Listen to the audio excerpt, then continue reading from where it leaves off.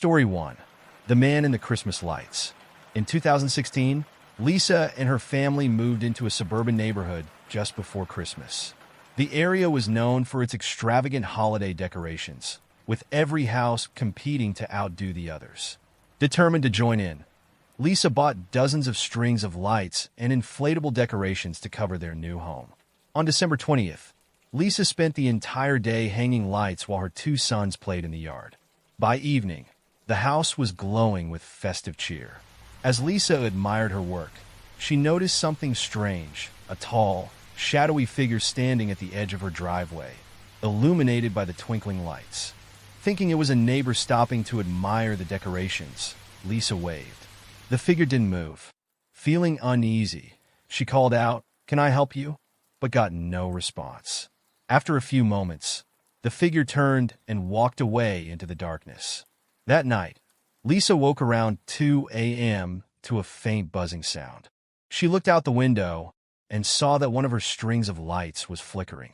Annoyed, she went outside to fix it. As she approached the lights, she froze.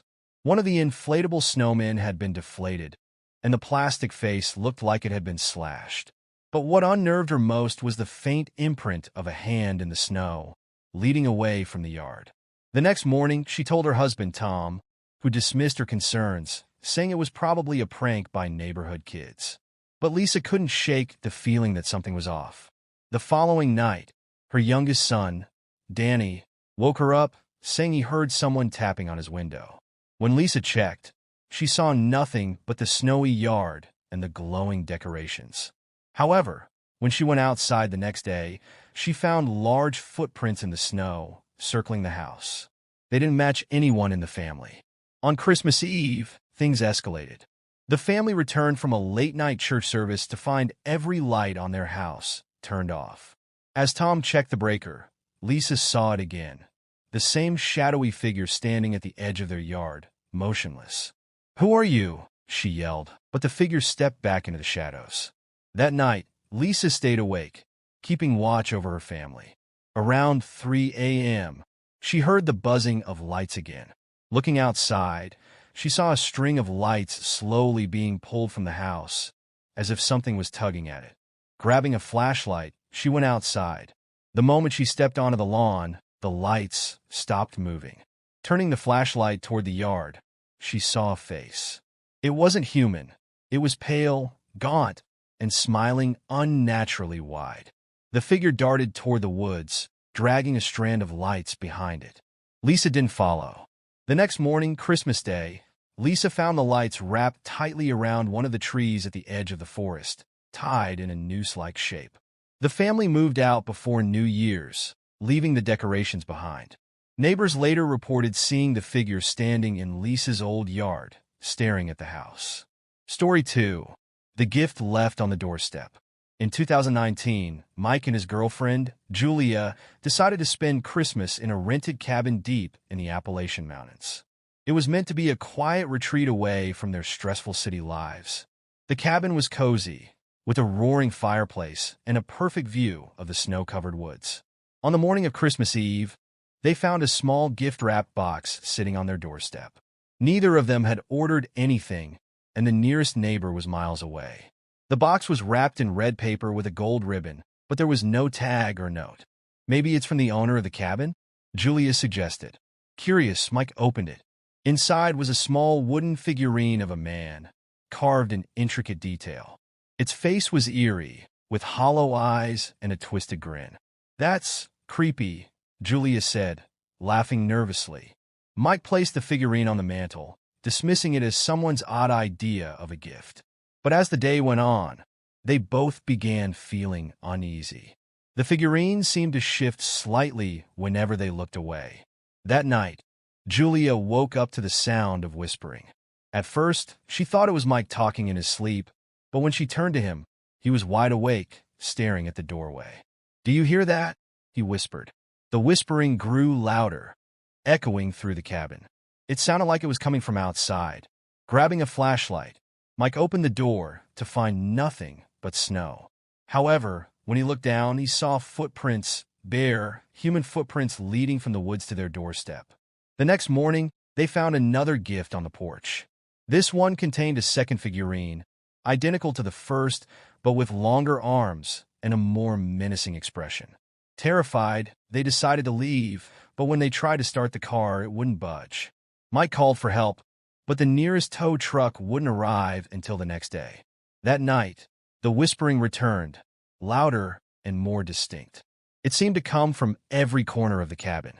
The figurines were no longer on the mantel. They were sitting on the kitchen table, facing the door.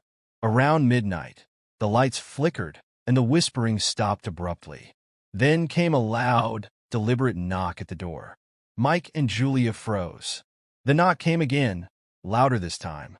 When Mike finally opened the door, there was nothing but a third gift box.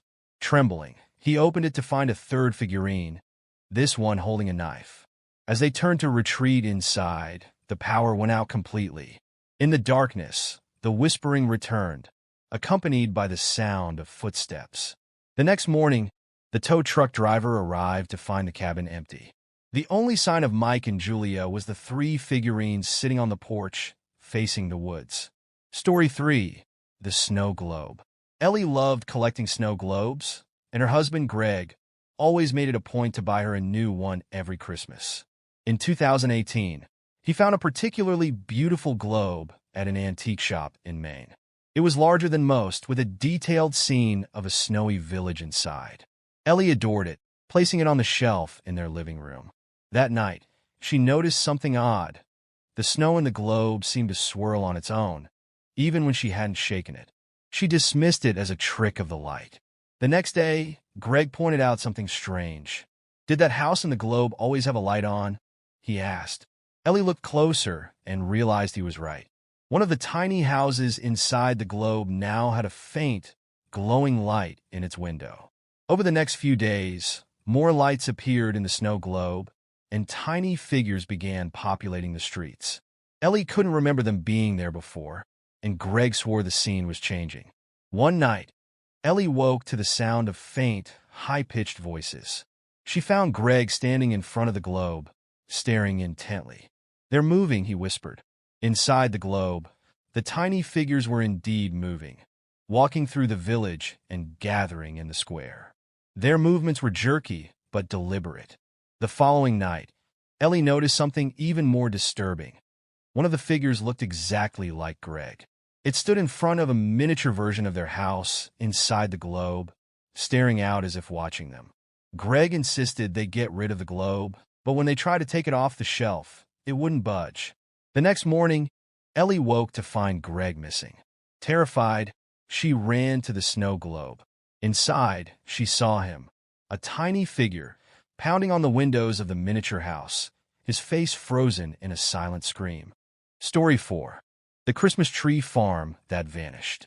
In 2014, Caleb and his family visited a Christmas tree farm in rural Pennsylvania.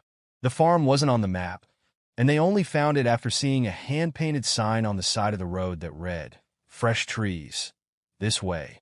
The farm was nestled in a dense forest, surrounded by towering pines that seemed older than the town itself. A wiry old man in a red flannel shirt greeted them with an unsettling grin. "Cut whatever you like," he said, handing Caleb an old, rusted axe. The family wandered the property, marveling at the perfect rows of trees, each more symmetrical and lush than the last. Caleb's wife, Melissa, pointed to a particularly grand tree, and Caleb began cutting. As he chopped, he noticed something odd. The wood inside the trunk was dark, almost black, and emitted a strange, sweet smell. Brushing it off, Caleb loaded the tree onto their truck, paid the old man in cash, and headed home. That night, as they decorated the tree, their youngest daughter, Sophie, pointed to something in the branches. It was a tiny ornament shaped like an eye, intricately carved and unsettlingly realistic. "Did this come with the tree?" Melissa asked. Caleb shook his head, assuming it was some kind of promotional trinket. They left it hanging, and the family went to bed. Around midnight, Caleb woke to the sound of whispering. At first, he thought it was Sophie talking in her sleep, but as he approached her room, he realized the sound was coming from downstairs. When he reached the living room, he froze. The tree was glowing faintly, as if the blackwood inside the trunk was alive.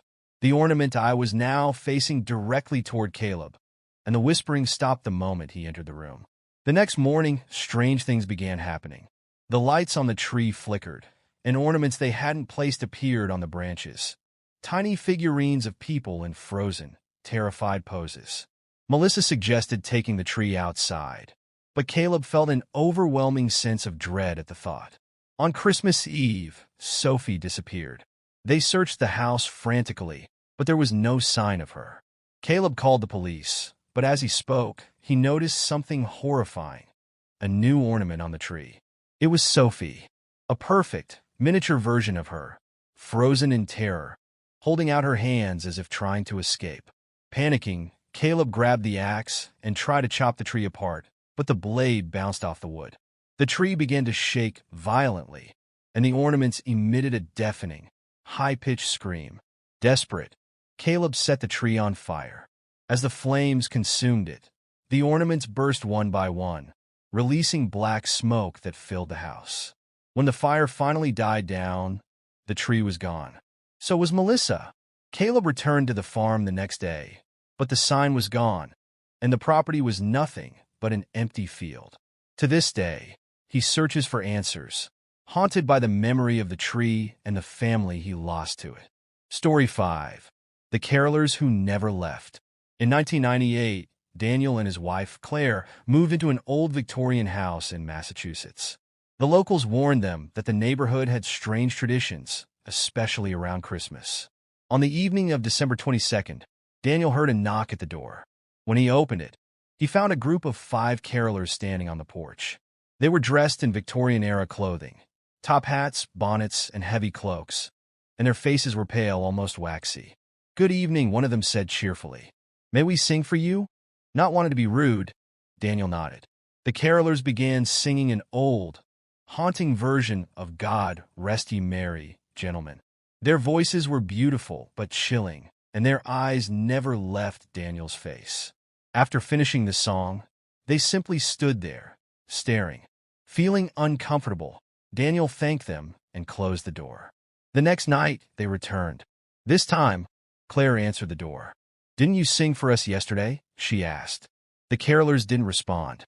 Instead, they began singing Silent Night, their eyes wide and unblinking.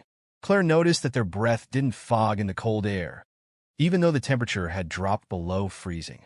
When the song ended, they didn't leave. They stood motionless on the porch, staring into the house. Daniel and Claire closed the curtains and turned off the lights, hoping the carolers would go away. But when they checked an hour later, the group was still there, their faces pressed against the windows. By Christmas Eve, the carolers were no longer just outside. Daniel woke in the middle of the night to find them standing in the hallway, their waxy faces glowing faintly in the dark. "How did you get in here?" he demanded, but they didn't answer. They began singing again, their voices echoing unnaturally through the house. Daniel tried to call the police, but the phone was dead. Claire screamed from the bedroom, and when Daniel ran to her, he found her standing frozen, staring at the carolers, who now surrounded the bed. One of them reached out, placing a cold, pale hand on Claire's shoulder. "Join us," it whispered.